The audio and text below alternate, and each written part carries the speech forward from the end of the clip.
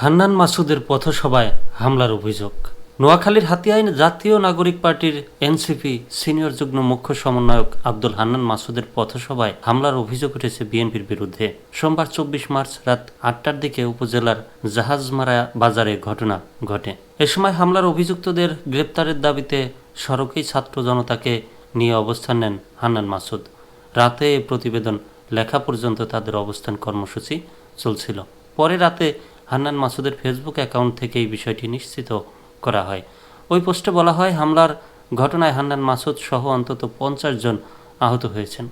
জানা গেছে, এনসিপির সিনিয়র যুগ্ম মুখ্য সমন্বয়ক আব্দুল হান্নান মাসুদ হাতিয়ার সন্তান।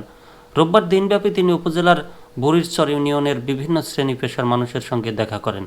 সোমবার জাহাজমারা ইউনিয়নের বিভিন্ন মানুষের সাথে দেখা করেন, কিন্তু সন্ধ্যায় জাহাজমারা বাজারে গেলে বিএনপির নেতাকর্মীরা তার জনসংযোগে বাধা দেয় ও হামলা করে। এ সময় অভিযুক্তদের গ্রেপ্তারের দাবিতে তিনি সড়কেই ছাত্র জনতাকে নিয়ে অবস্থান নেন। বৈষম্য বিরোধী ছাত্র আন্দোলনের হাতিয়া উপজেলার সমন্বয়ক মোহাম্মদ ইউসুফ রেজা গণমাধ্যমকে বলেন, হান্নান মাসুদের শান্তিপূর্ণ গণসংযোগে বিএনপি নেতাকর্মীরা হামলা করে, ফলে থমথমে পরিবেশ তৈরি হয়। এদিকে অভিযোগের বিষয়ে জানতে চাইলে হাতিয়া উপজেলা বিএনপির সভাপতি ফজলুল হক খোকন গণমাধ্যমকে বলেছেন, হামলার বিষয়ে তিনি অবগত নন।